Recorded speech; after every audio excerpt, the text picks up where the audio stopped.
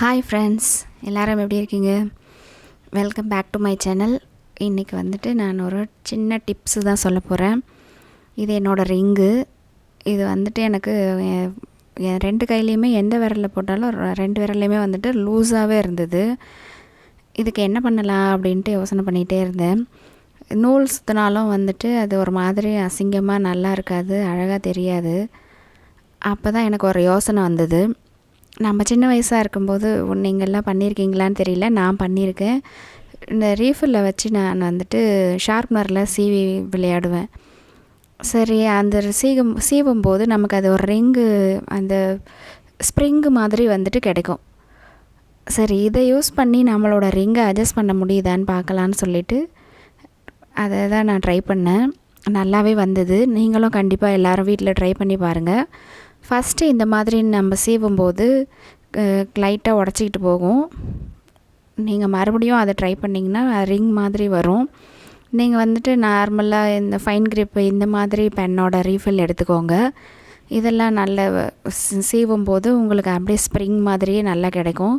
சில ரீஃபில் வந்துட்டு அந்த மாதிரி வராது. அதனால் நல்ல ரீஃபில் எடுத்துக்கோங்க.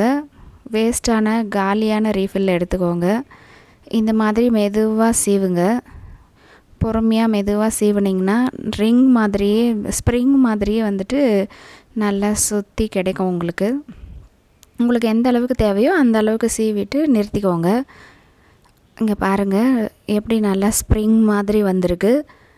இந்த மாதிரி ஸ்ப்ரிங் மாதிரி இருக்கிறத வச்சு நம்ம ரிங்கை வந்து அட்ஜஸ்ட்மெண்ட் பண்ணிக்கலாம். அது எப்படி பண்ணுறதுன்ட்டு காமிக்கிறேன். இந்த அளவுக்கு போதும் எனக்கு. நான் நிறுத்தி எடுத்துக்கிறேன். இப்போ வந்துட்டு இதை நம்ம ரிங்கில் அட்ஜஸ்ட் பண்ணுறதுக்கு யூஸ் பண்ணிக்கலாம். வாங்க எப்படி யூஸ் பண்ணுறதுன்னு காமிக்கிறேன். நம்மளோட ரிங்கை எடுத்துக்கிட்டு இதனோட ஸ்டார்டிங் எட்ஜ் இருக்கும் இல்லைங்களா, ஸ்டார்டிங் பாயிண்ட்டு, அதை வச்சு மெதுவாக அந்த ரிங்கில் சுற்றி வச்சுக்கோங்க.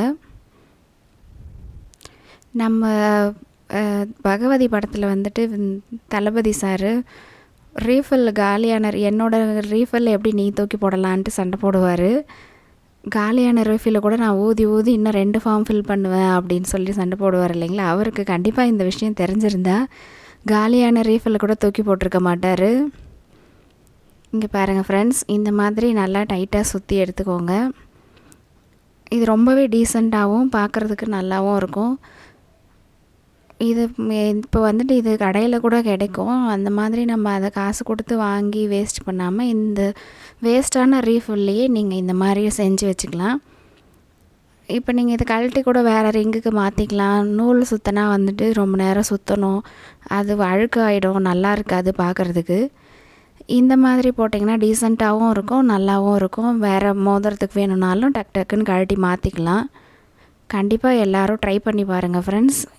என்னோடய வீடியோ உங்களுக்கு பிடிச்சிருந்தா லைக் பண்ணுங்கள், ஷேர் பண்ணுங்கள், சப்ஸ்கிரைப் பண்ணுங்கள். ப்ளீஸ் எல்லோரும் சப்போர்ட் பண்ணுங்கள். தேங்க்யூ ஃபார் வாட்சிங் மை வீடியோ. Thank you friends.